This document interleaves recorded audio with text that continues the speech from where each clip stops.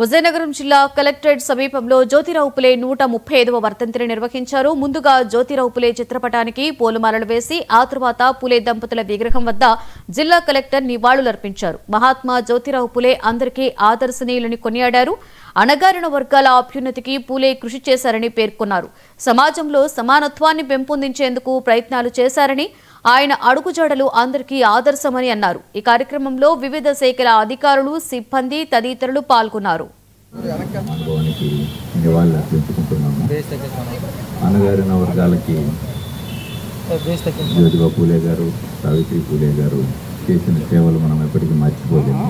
పర్టికులర్గా అణగారిన వర్గాలకే కాకుండా ఉమెన్ దేశానికి కూడా వారి సేవలు ఎంతో అభినందించదగ్గది.